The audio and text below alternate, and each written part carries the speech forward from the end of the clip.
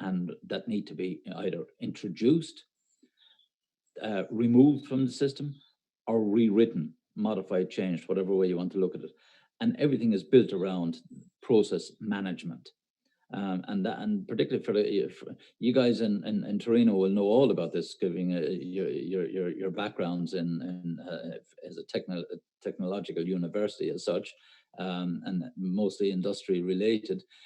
Everything is process driven. Six Sigma is one of the most effective mechanisms to identify improvements. And on Six Sigma, we can use the data information to predict the behavior of a modification in a process. And that's why these initiatives are Six Sigma. I won't call them strategies, but Six Sigma applications that are being used in companies. That's why they become so important, because we can already predict an improvement on our return on assets by simulating a change in a process. And that's why, and you can only do that if you have the information, if you have it trapped in the systems. And so Six Sigma will extract bits and pieces of information from the likes of your databases like SAP and Oracle and so on, everywhere. And that's why it's so critical to have the information in there in the first place, so it can measure inputs and measure outputs, and it can tweak the process. So if you think of it from, remember in the business modeling there, we looked at the startup of an organization or a company, and it's like a little funnel, and then on the other side we have growth. Well, Six Sigma would be looking at those processes. What do we need to tweak to improve the growth? It's the same here inside in supply chain management. So again, it's a multifaceted type of organization improvement tool. And then finally, on the other end of the strategy, and probably the quite tangible, is to improve on-time delivery.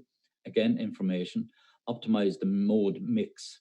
And I mentioned that earlier on when we talked about, do you need, is a combination of rail and sea? Is it a combination of railroad and air and so on? So we look at all these permutations and then reduce transit time variability. So if we can change, if there's, for example, if we're using consistently using rail, and we identify that certain combinations of truck and sea routes can give us a slightly different time, maybe a slightly longer time. However, it slows down the demand for our products or increases the demand. You have to mix and match with the demand levels. Not all countries or not all customers want the products should we say, the same time. So we need to be able to mix and match our modes of delivery, and also look at those and what way can we reduce our costs. Okay. There was something else I was thinking of here: improve on-time delivery. Again, looking at the combinations of these modal transport modes, essentially. I think there was someone trying to talk to me there, was it?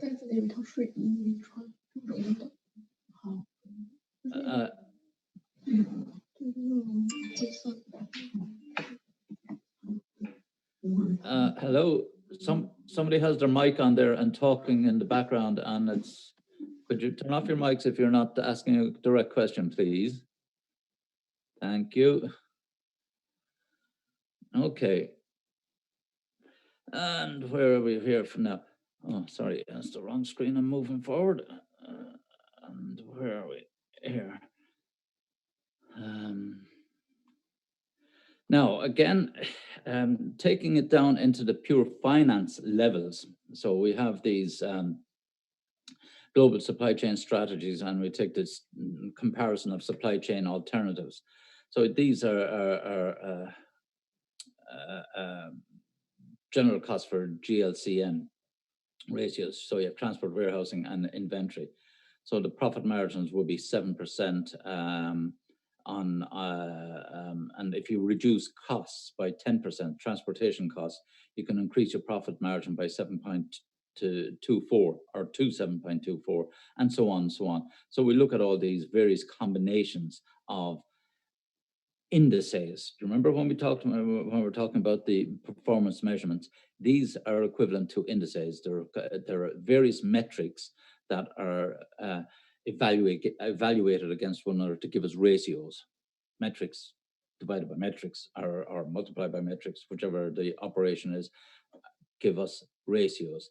And these ratios then contribute back. And more importantly, you can look down, they're pretty straightforward to show you where you can make the different kind of contributions. So if you reduce your warehouse costs, you can see the knock-on effect here. For example, they're in inventory carrying as a percentage of sales. If you reduce your warehouse costs by 10%, then your inventory carrying as a percentage of sales, the cost is only 2%.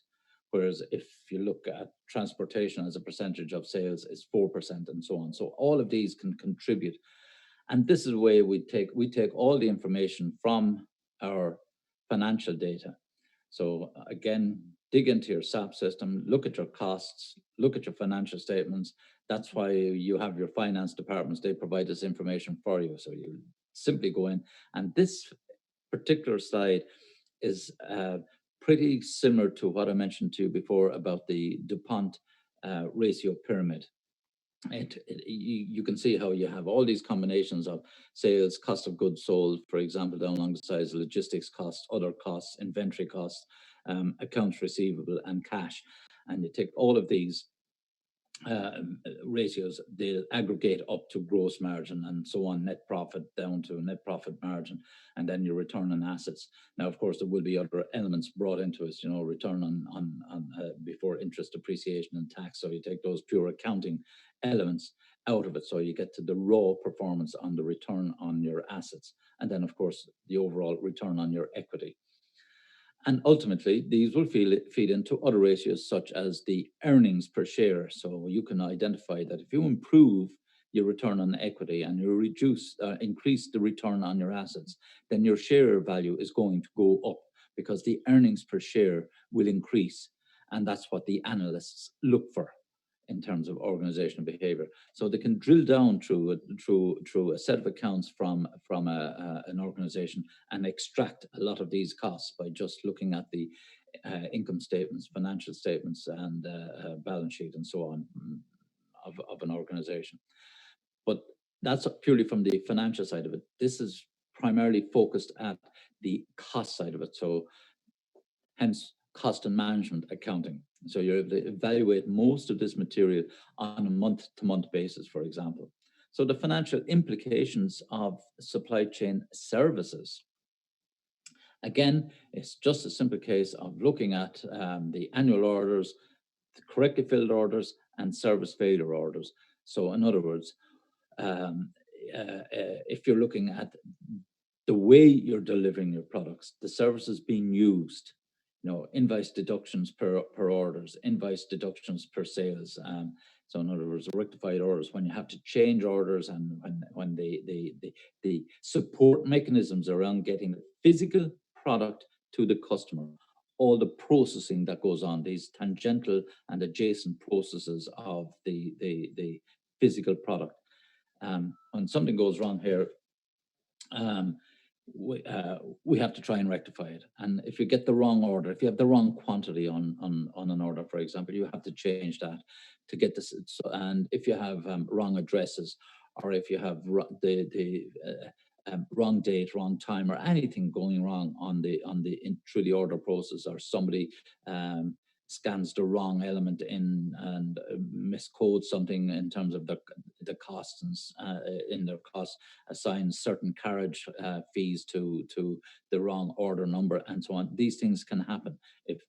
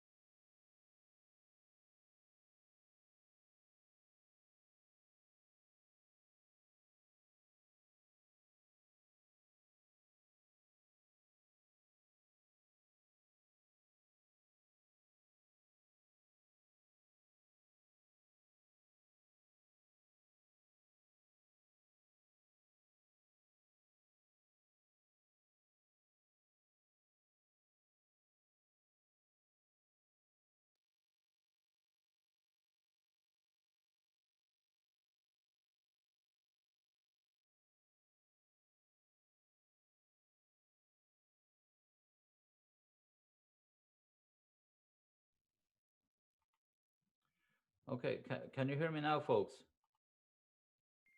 Yes. Thank you very much, guys. Federico. I have no idea what happened. It just seemed to it died and came back again suddenly. So I'm not going to apologize. It's something wrong with Zoom. Okay. Um, so let's come out from behind the curtain here in a second.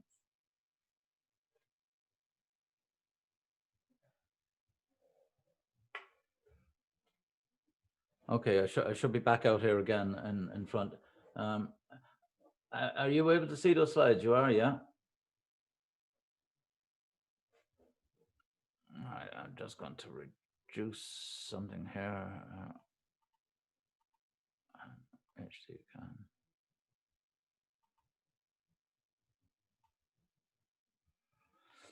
Now, that's more than adequate. Where am I? Where's my controller?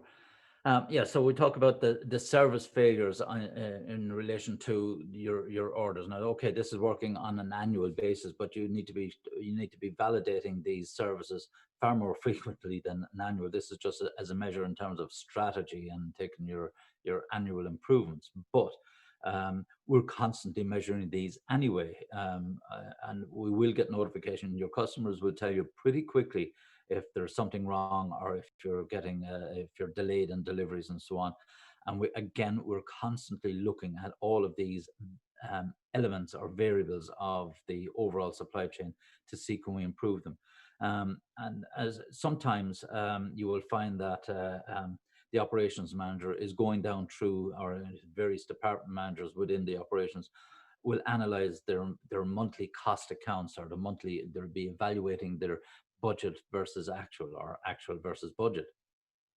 And if there's a variance in there, let's just say we can see that the carriage costs have increased, and we're looking at our various customers and we're saying, well, who's been charged what carriage? Why is our actual carriage been higher than what we had budgeted? And you could probably scan down, and eventually you might find on the accounts that in one, two, five instances, depending on the volume we're dealing with, we had to ship the product by courier rather than our traditional or our normal method of delivery. Express courier, for example, and that's why the carriage cost was so high. And we might end up saying, well, was this charged to the customer? And we might identify, yes, the customer was not happy with this. We might then give them a reduction in cost the following month and so on. Might send them, we say, a credit note for all intents and purposes, to say that and apologize, because you don't want to lose the customer because just because they wanted it a day earlier. If you hadn't agreed on the costs, you chose to use a private courier service to or express courier service. Or it might be a case that there were charges accidentally because your production schedule ran a bit late, or something delayed in your production process that meant that it was late getting out, and therefore to get it to customer on time, because it was a critical product, you had to use express courier service, which costs twice the normal cost. So you can track down, and I really can't emphasize this. And I've you know m- m- my wife is a financial director in our company, and I say that you need to um, you need to fully understand the costs that make up your particular area of the business. If you're the operations manager, or if you're the transportation manager, you will have had to prepare your budget. What do you need for the coming 12 months as part of your strategy? The point I'm making here is that probably, well, not probably, I will bring it to my grave. But the most effective way of you getting to understand all of the costs in your business is through zero-based budgeting. Now, I'm sure you probably know what that means, but in simple terms, it's where you actually take a blank sheet and you look down through all your cost elements and say, what's making up these costs? I need to see pricing, and need to see alternatives. So I now know exactly what every element of cost is made up of. And then you try to look at past performance and say, well, this is on average about let's just say $150,000 per year. What is it per month? Is there any fluctuations on a per month basis? Is it seasonal relation and so related, and so on, so on, so on. So you start to build up the picture. It will take time to do that. I promise you, it's the best exercise you will ever do when you become managers, which I'm sure you will inside your respective organizations. But when you get to that level, it's extremely critical that you are fully conversant in all your cost elements that make up your budget. Okay, it's, if it's one piece of advice I'm going to give you, of many of which I will give you over the coming months, weeks at least, is zero-based budgeting. And the reason why I'm such a fan of it, and I've used it myself when I was doing accounts, and still do when I, in organizations, and even when I was in the private sector myself, when I took over a new role, I would burn the midnight oil going through what makes up my department, what makes up my division inside the organization in terms of my costs. And I'd look down through, because it can be so tempting to take the previous year's figures and say, let's add, what do we think the, what do we call it, inflation rate for the next 12 months might be, and we'll check it up. Oh, I checked Central Statistics Office, and I checked the Economic Growth Institutes and all this sort of stuff, and they're saying it's going to be 5.75%. So for rounding, I'll put 6% onto everything and say, look how quickly I did my budgets and blah, blah, blah, blah, and you think you've done a great job. The problem with that is that when any kind of a variation or variance occurs, which they will inevitably, you will have some costs that are not, that are much higher than what you budgeted for, or indeed much lower. And if you're in at a meeting with all the other senior managers and the MD or the CEO or whomever, your boss, asks, well, Mark, can you tell me what's after happening here in these figures? You're 2% ahead of or 2% over budget, and you say, oh, I was just looking at those, but I need to go away and do a further analysis on these, and I'll do an in-depth analysis, and I'll come back to you. And you might think that sounds impressive. Oh, I'm going to do an in-depth analysis for the boss. He is frustrated because you have not answered the question he asked you. You could not tell him why you've gone 2% over your budget. You've told him that you're going to do a lot of hard work to try and backtrack and find out. So, in other words, you don't know what's happening in your own freaking organization or in your own bloody department. You're not fully up to speed. So, what's more impressive, of course, if Mark is there and he says that 2% is only a temporary situation, because we know that there was an increase, a temporary increase in one of our carriage companies, one of our partner supply chain transportation companies, due to shortage of whatever. Spare parts or whatever it is, that they had to hire in some lorries themselves, but they have guaranteed that they will offset some of their costs over the next 3 months. They won't give it to us immediately, but we have it confirmed that they will reduce, that we will be able to recoup the additional cost that they had to incur and they had billed us for. They couldn't absorb it at the time, but we agreed with them, and they said, okay, that's comprehensive. So we're not going to be out of pocket because of this. Absolutely not. Now, when you're able to give a comprehensive answer like that, for example, it sounds a lot more, because they can move on. And because some issues could be so critical that the meeting might not be able to move on.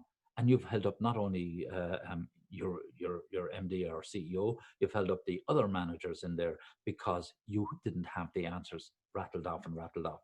That's why it's so important to go into a meeting prepared, and also that you know what you're looking at in the first instance, and you can stand over the figures, that you're not winging it or bullshitting, to be more precise. And that's exactly what happens inside an organization. So take the time to learn and understand what makes up your department or what makes up your team in terms of your costs, strategies, commitments, and so on and so forth. Take time out, particularly when you're going to be promoted into a new position. You may already know some of the stuff, but strip it all away until you are convinced and happy that you've done your homework. It's, for all intents and purposes, it's like studying for an exam. but this is the stuff that you thoroughly know what you're doing inside in your business. And and that's the sign of a good manager and a good leader, because and also it means that no one else can bullshit you, because you know what the numbers are and what they're made up of. So somebody said to you, I would blah blah blah blah blah, blah, and said, you're taking the piss here. This isn't the case. I know exactly what went into these figures. Go back and find out and tell me, and don't waste my time again. You have the answers, and don't be trying. So I might be sounding a little bit harsh. You might have to use a little bit more political correctness approach and say, "Oh, please, would you ever take the time to go back and come out?" Oh God, don't even get me started. Anyway, you know what I'm alluding to when I talk about knowing your stuff. Anyway, that's why I'm bantering on a little bit more about this area, because it is critical and it is important for you to know the constituent parts of your system. And here, the order failures, again, refuse orders. So, companies may decide to say, sorry, we're not taking the product from you. You're too late, or it's wrongly packaged, and so on, so on. So, and that's a cost. It means it has to come back to you. So all of these are the failures. So we need to know all this information and then find out what can we do to avoid it happening in the future. Continuous improvement. These are all company initiatives, okay, that are constantly going on. And the bottom line of all of these, lost sales revenue if you have orders refused, blah, blah, blah, and so on and so forth. Invoice, every one of these are a cost. If they're a cost, it reduces your margin. Reducing your margin, reduce your profitability, and so on. And here's just another example of as I said, the profit model and on-time delivery improvement system. So you look at your sales, cost of sales against gross margin, current assets, blah, blah, blah, blah, blah, link them all the ways down. So inside here, you have the point I'm getting to here is that in there you have, I'm sitting in the way actually of the one that I'm trying to demonstrate. Hang on a second. I get my big head out of the way. Let me come out.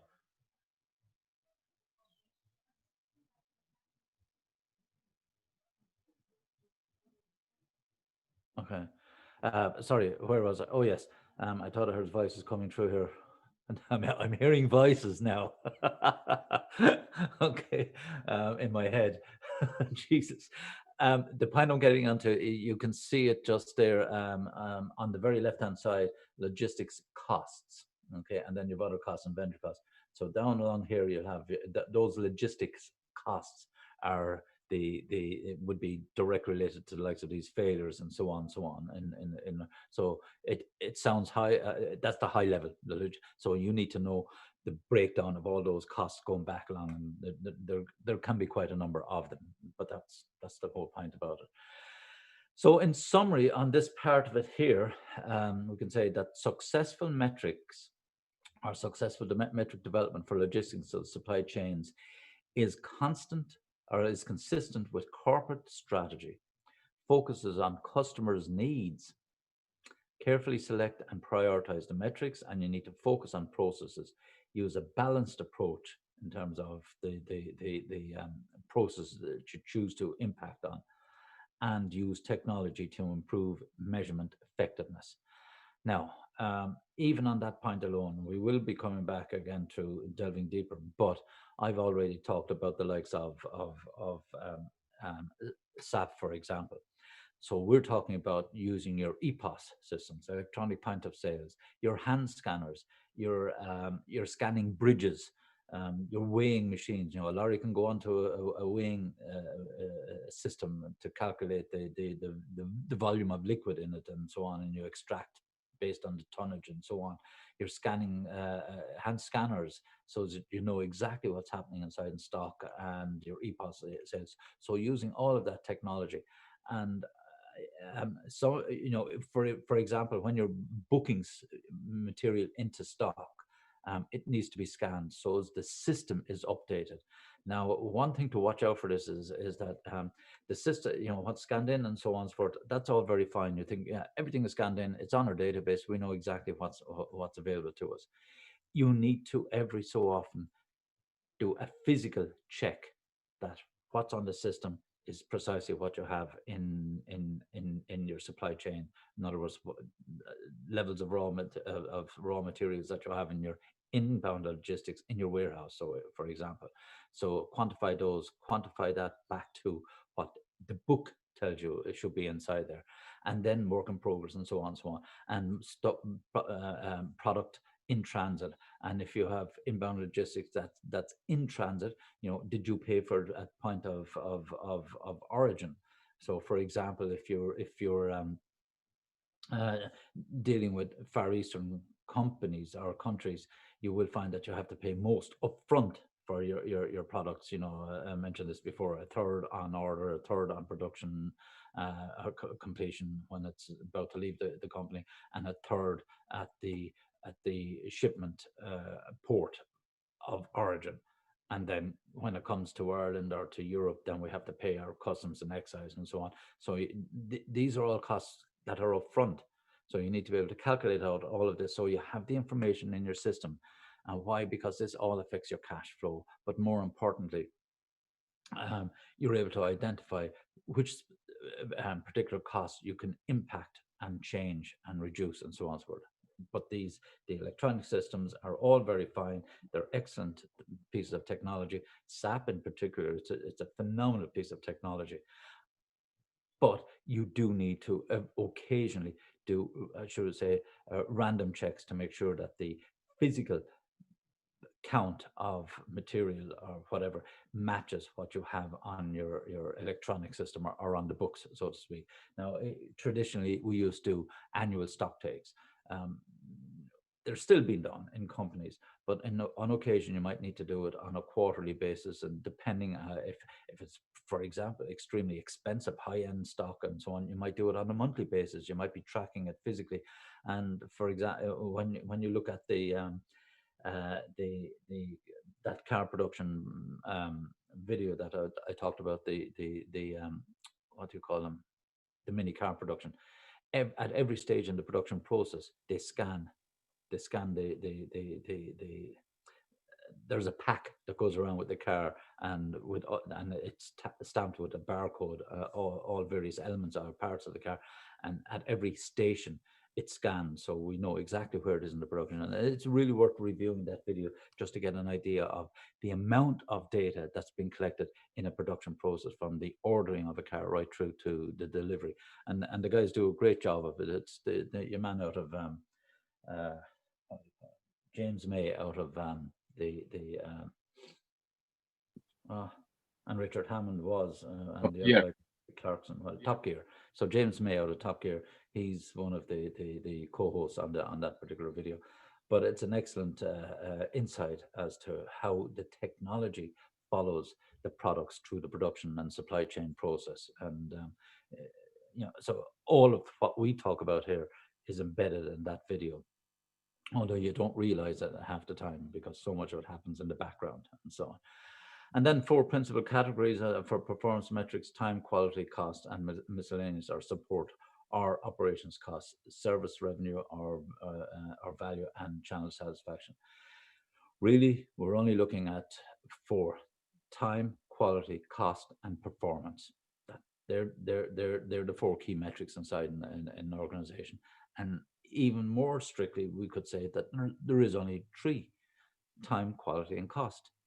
So if you improve your quality, it might cost you a little bit more, but it'll reduce the time. If you reduce time, it will to manage a process or to go through a process. And if you cut back the time, which I try to speed things up, it could affect the quality. It might reduce the quality, which in turn affects the cost. In other words, it pushes the cost up. Why? Because you'd have more defect, you'd have more return products, and so on. So they're very finely balanced, and that's your job. That will be ultimately your role as a supply chain operations manager inside an organization in your domain, is to be able to get that triangle or triumvirate of higher order objectives balanced and balanced and balanced. So every time you tweak a process to improve the quality, how much does it cost me? If it's going to cost too much, then it's not worth the additional quality, the marginal gains, as we call it inside in sport. You have it in particularly in Formula One, marginal gains, slightly tweaking some of the aerodynamics to improve performance. I think it was actually Team Sky first came up with the concept of marginal gains. The way they might sit on a bike during a time trial and a slight change of position and so on. These are all considered to be marginal gains. Every little bit. BMW use it. Efficient dynamics, they refer to it as, because they don't have one major change. It's a little tweak here, a little tweak there. All the car manufacturers have their own kind of approaches, but BMW are a little bit more. They market themselves on this efficient dynamics concept, which are essentially marginal gains. Where does this all come from? These three simple yet totally governing criteria: speed, quality, time, and cost. So if you look at any process, the first question I'm going to ask you, what are the benefits? How much time will it save, or how much time will it increase? If it increases, it's going to be a cost. So you look at every process and evaluate in those, basically those three criteria. What are the benefits? Are we going to benefit from all three of these? And I would say that sometimes you might be more than happy to get a benefit in two of them. And you might even be happy to get a benefit in one. Improve quality. It takes a little bit longer. And because it takes a little bit longer, we have to pay more salaries, more overhead costs, and so on. So that increases the cost. But the quality has improved.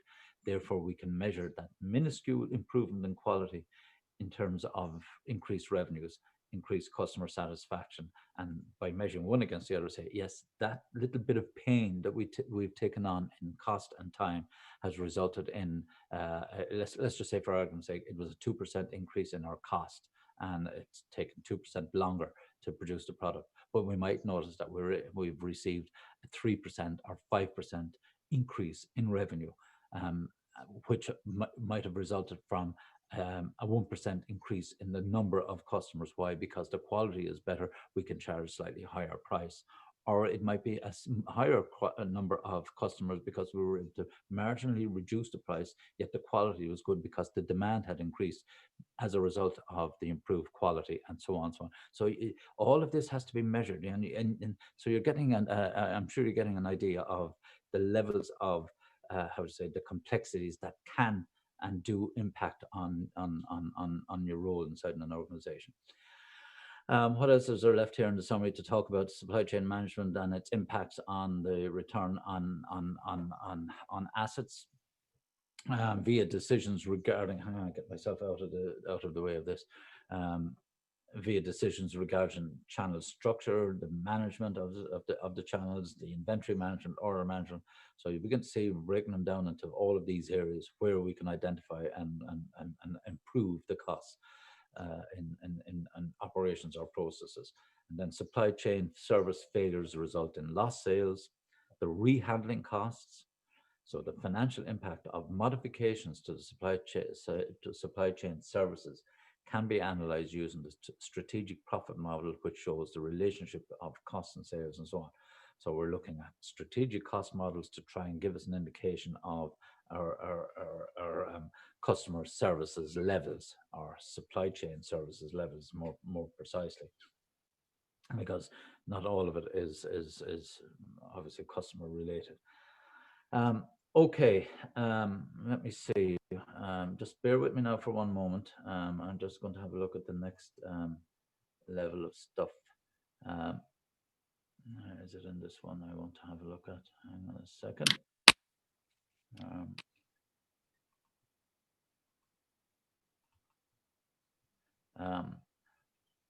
Okay, we've got a half an hour. Okay, stay with me there. Let me see. I'm going to close camera. I'm just going to play a bit of music while I'm getting this PowerPoint. Take 5 minutes. Take a 5-minute break, guys. We will have you out the door.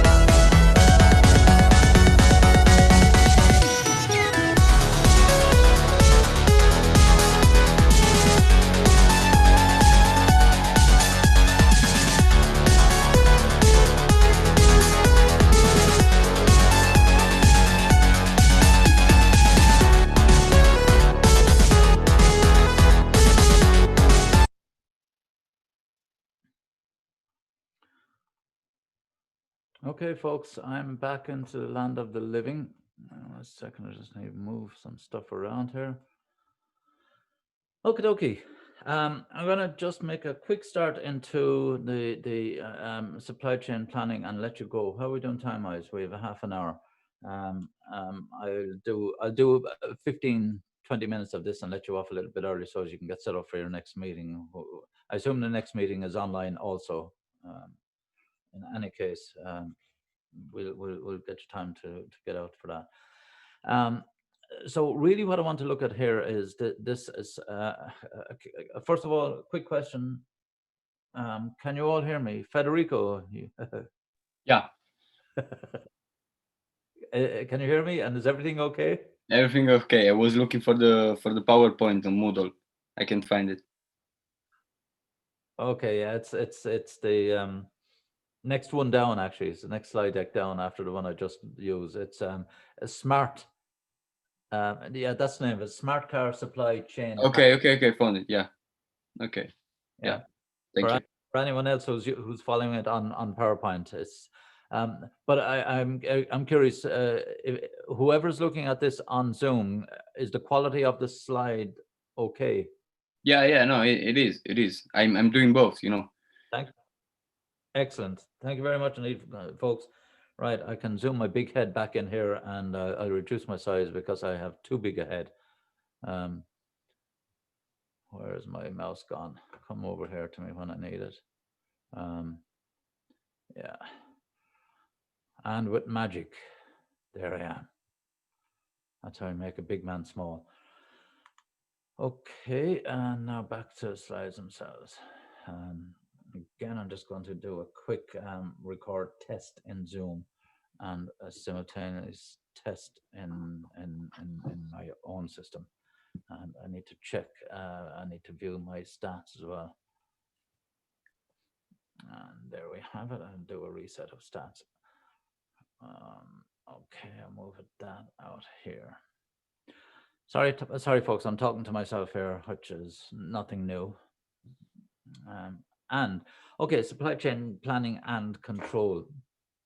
So, supply chain management is the management of the interconnection of organizations that relate to each other through upstream, downstream, suppliers, customers, linkages between the processes that produce value to the ultimate consumer in the form of products and services. That's a definition of supply chain management. Fair enough. Now I added this Porter's value chain, as it's called. And quite simply, it's pretty much the academic standard type thing. But it describes your organization with your support activities and primary activities, and you have inbound logistics, incoming products into warehouses, your operations, manufacturing, outbound marketing, and those are your primary activities. They are all costs, including your support activities. Now, I know some people who may have aspirations to become HR managers or who um, I'm just stopping for a moment. Someone else is asking where the PowerPoints. They're in lecture 3, I think it is. Yeah. No, I can tell you it's lecture the last one of lecture 3. Lecture 3, yeah.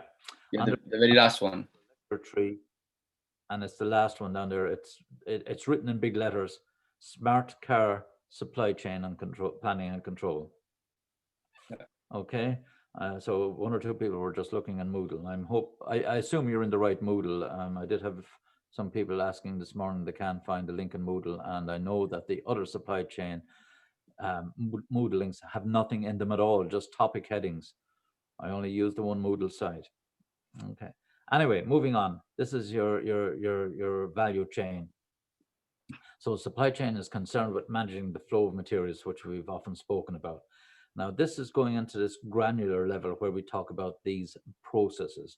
And within the flows of these processes, you have individual little process. So you're beginning to get a deeper sense. So supply chain management concerns a flow between a string of operations. Hence, we get this chain effect. And as you can see, there's the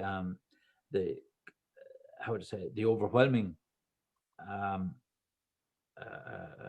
perspective of this is that they are all running parallel, asynchronously, and sequentially, and as such, as you can see here, big words to say that a lot is happening at the same time in simple terms. So when we look at this, we also need to have the flow of information, both upstream and downstream. This is why I've been banging on or talking on about the likes of SAP systems, IT systems that we use in organizations. There is no way really you could run your organization without some level of technology involvement today. You know, you couldn't run it purely on a telephone. Um, Now, some may say, well, that's not right, Mark. You could run your service. Well, maybe, depending on what kind of a service you're running. If you're, um, I don't know, if you're a drug pusher, maybe you could use your phones only. I don't know, freaking hell. But I'm talking about the general, normal world that we would be most accustomed to. This is how we would actually need to operate our businesses, even if it's just a distribution industries in our companies such as ours. We actually have SAP in there. Why? Because we need to have electronic interchange of data and orders and fulfilled orders, um, product availability, and so on, so on, so on. So you need to have your systems in place, and this is where we talk about this flow. You remember I mentioned that you have the EPOS system, where someone you buy something and it scans at the checkout inside your shop. That's the first part of information coming back up the stream from the customer. So long-term plans and requirements and market research, all this information feeds in to your strategies, your day-to-day operations. And then and the important thing here is that, for example, that in a supermarket, that there are no stockouts. And you heard me mention that before. It's the mortal sin. The holy grail is to keep your stock permanently on shelves. Well, when I say permanent, to have your stock available permanently, not the same stock permanently there. Bread would get a bit moldy if it was the same stock, if you know what I'm talking about. Oh, dear God. Yeah, I know it's still early.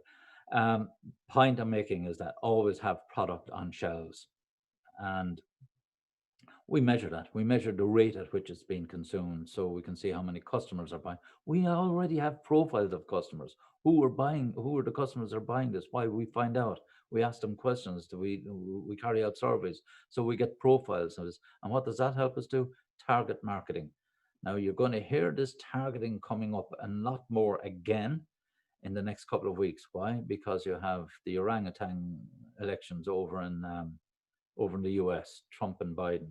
Now, I didn't stay up last night to watch the debate, but I will watch it later on today at some stage when I get a bit of free time. I'll fly through the recording of it, but I believe it was entertainment in terms of absolute waste of time having these debates. But anyway, the point I'm coming to is that you will find, as was previously the case, that targeted marketing. There was a leaked report earlier on this week from ITN in the UK.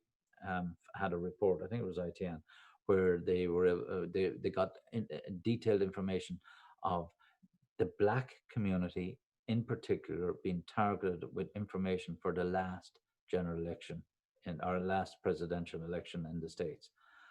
We already had it in the UK for their elections, and you got that other numpty, Boris Johnson.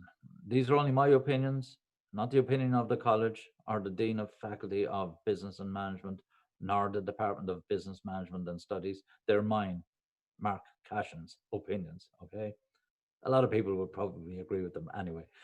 So the point anyway, but all that banter aside, is that data is king. And we need to get as much data and profile about our customers and about our products as possible. That's why this diagram becomes so bloody important. Okay.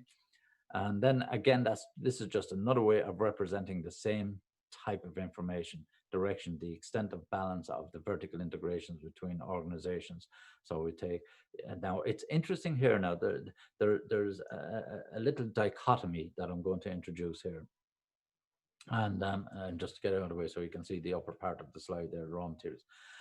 But you have what's, as you can see here, the two arrows at the bottom, the red bidirectional and green bidirectional, and you see the wide span process and the narrow span process. There are two schools of thought around supply chain management, and probably the lesser of of these two schools is the narrow span of thought. Um, some academics, particularly, propagate or suggest that a narrow span process is far more efficient. In other words, only look at your own operations and your own supply chain, because they're only the elements you can control, and let somebody else, if you look back up here, the component manufacturer, they should only look at their immediate outputs to you and to the assembly operation, and their immediate inputs from the raw materials supplier. So that narrow span, but essentially when you pull all these narrow spans together, you end up with the wide span. But the real focus now, in some ways I agree with that, because outside your control you have less, well, outside your span you have less control over the variables, the costs, and so on and so forth. So what your supplier might be charged. So if you take, for example, I'm an assembly operation, um, I can have direct impact on my component maker, but I can't have direct impact on my raw materials, on the raw materials supplier coming into the component manufacturer. Um, but I might be able to exert pressure on the component manufacturer to say, you need to improve your relationship with your raw materials guy, because you need to pass back more information. We're giving you good information about the levels and quantities that we require. Therefore, you should be able to pass that back. So we might be able to work on that level, but at least we can focus more on doing what we can impact more precisely. So there are strong arguments for the two schools of thought.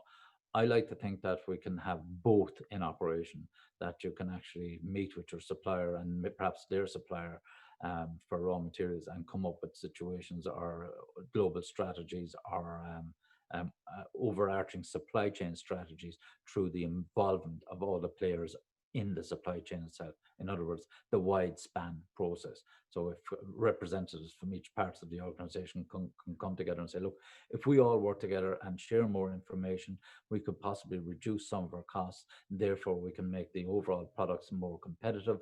We're all winners. Okay, that's the kind of approach.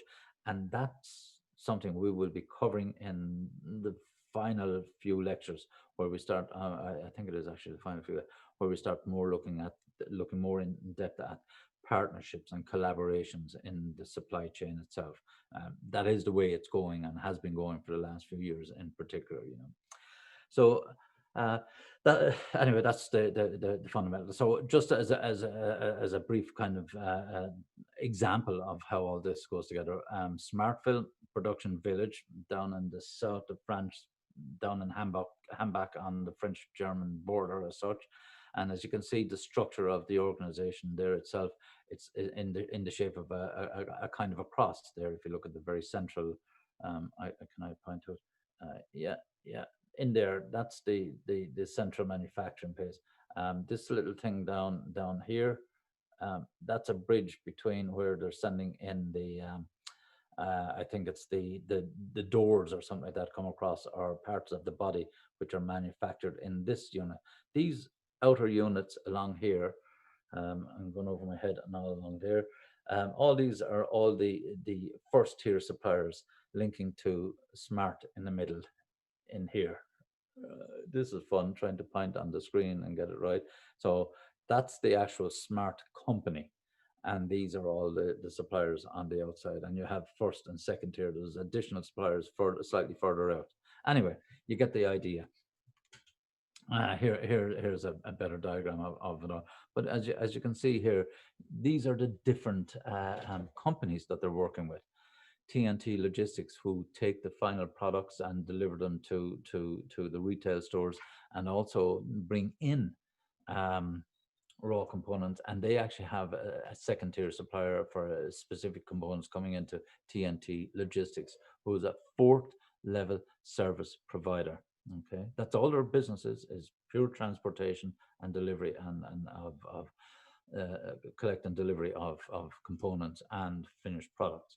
Magna, who make the, as I say, Magna space frames, they build the chassis of the smart car itself, right down to Bosch, a German company, building the powertrain, the engine, and transmission of the car.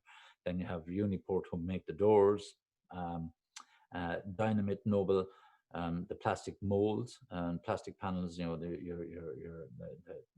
literally the panels on the front, top, bonnet, and back of the car itself. MCC, which is the Smart Assembly, that's the actual core company itself, Smart. And of course, a very brief history lesson. Smart is the Swiss Mercedes art. Okay, so it was a Swatch watch plus Mercedes came together and say, could we make a customizable car that's cheap, cheery, functional, and built on the concept of the smart watch from the 80s and 90s, which had changeable faces, hands and straps and all that sort of stuff, and using Mercedes technology and so on. That partnership doesn't exist anymore. There was a falling out. I think the from the Swatch side of it, they were pushing more for looking for a green version of the car and so on, and Mercedes weren't willing to invest in that side of. From memory, I think that was the reason for the breakup. But it was the concept was particularly spectacular, and still obviously it's still working. They're still making the smart cars as such. So that's the right now. and here's just the name of the companies and suppliers again inside here. So just to give you an idea, it's known as a Smart Plus, hence the square in the middle, all the components coming in. The layout enables maximum flexibility with excellent quality. The 7 autonomous system partners provide 1,100 of the total 1,800 jobs. So only 700 jobs are actually directly related to the manufacturing process, which works on a shift basis. And these companies supply their modules, which are pre-constructed in handback directly to the production line. This is an example of the ultimate just-in-time approach. Okay, agility, lean manufacturing in its almost in perfect operation. So company supplies modules and so on directly to the production and reduces inventory. So obviously there is no inventory because the product is manufactured in the suppliers and moved. Remember, I showed you that kind of cross bridge or link. It's like the as we call it, the walkway between the business suite, business faculty, and the canteen. That type of thing. You can physically see the doors going across in the precise order and color that they'll be required for final assembly onto the cars themselves down in the cross-shaped manufacturing process. So stringent regulations to protect water, oil, air, and surrounding landscape, and also so they're extremely environmentally friendly. The particular production process. And what else is there about it? Environmental protection is extremely high and on the agenda, development and use of ultimately recycling the smart cars themselves. So again, everything is recyclable. I think from memory, the smart car, I think can change all the panels. So if you, let's just say you're driving a smart car and it's 2 or 3 years old and it gets a bit dull looking and you're tired of the color, you can actually change all the panels, mix and match the colors in something like 3 hours. So you can have almost a brand new looking car within 3 hours. That's the concept, the smart concept behind it, our Swatch concept. So Smart Start, as mentioned here, and the original name is Purpose 2 people. Oh yeah, the purpose of 2 people and a case of beer. Okay, or later, as I said, a case of water, to be PC about it. Oh Jesus, here we go again. So the smart car has an engine built smaller. It's smaller than a Harley Davidson engine and such. Now don't be dismayed about some of these cars. There is a smart car 2-seater model, and it is a really classy looking car. And I'm not joking you. If I wasn't driving up and down to Athlone, if I was only driving in and out of Dublin here, which is 12 kilometers from my front door into the city centre, I promise you I would be driving a smart car. In Turin, it's full of them. Sorry? Hello? In Turin, it's full of them. In Turin, it's full of them. In Italy, in general, it's full of smarts. in Italy, yeah. And in actual fact, Federico, I'd say Smart went in to challenge, and I think possibly one of the reasons why they redeveloped the Fiat 850, I think it is it? You know, do you remember the small Fiat? It's about this. It has the curved back on it, and you can peel off the roof and all that sort of stuff. It's one of the smaller Fiats. They were around in the 500, the 500. Hmm? 500.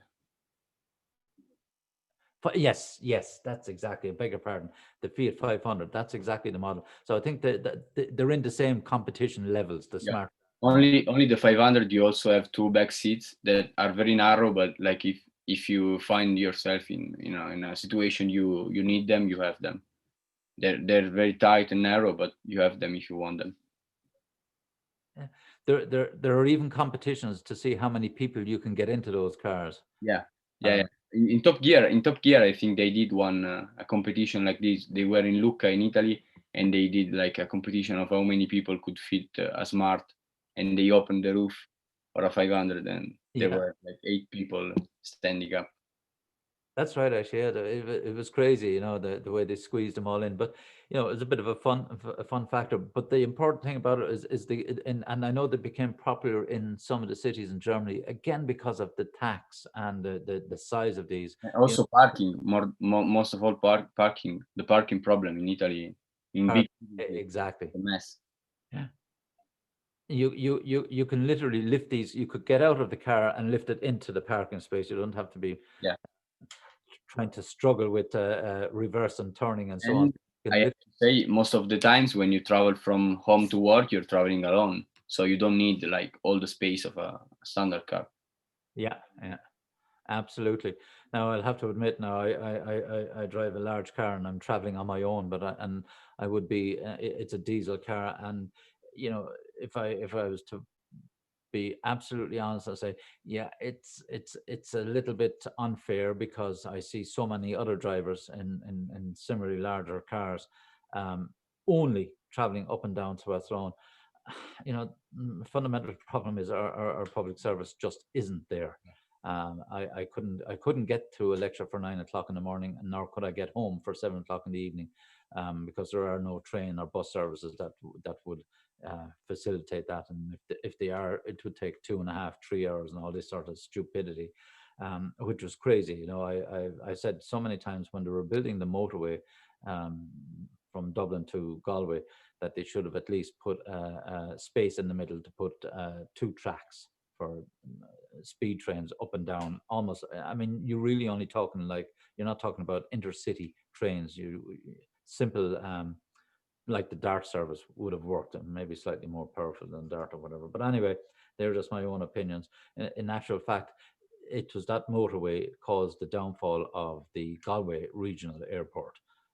Because by the time you'd go to Dublin Airport to get a flight down to Galway and so on and so forth, you'd already be in Galway. You know, crazy. You know, you couldn't make the stuff up, unfortunately. Look, folks, it's 5 to 11. I did promise you that I'd let you out. We can come back to this sequence on for next lecture and just go through this planning and control, because it falls out of it starts to bring you through the elements that shows you the physical relationship with the financial costs and so on, so that we already well, at least you'll be able to make the connection on those. Right, folks, it's 5 to 11. I'm going to stop now, and I will see you for next session. All right? Okay. Can I just ask you a quick question? That's okay. Yes, yeah.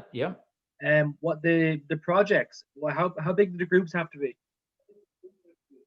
I'll try and work the groups at around 4 or 5 people. How is that? Yeah, that's fine. I'm just wondering. I missed the first few classes because I didn't know what Alexa was doing, and I just wondered what was the crack with the project. That's all.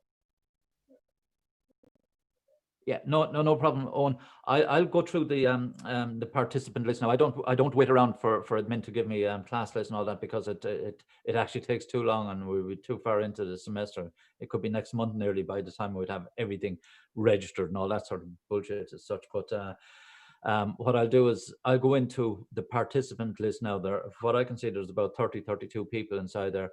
I'll trawl down through that list, and set up maybe 5 or 6 teams, 7 maximum, but probably 6 teams or 5 people. Okay, so you'll be picking the groups. We won't pick in our own groups. Exactly. No, I'll construct the groups myself, just to mix it up a bit, so as you can benefit from other backgrounds, so to speak. Okay, that's perfect. That's perfect, Mark. Thanks very much. Righty, oh, no worries. Does anyone else have any questions, and I can let you off? Okay, where do I want to go here? I want to just go here, and I want to do this, and I want to do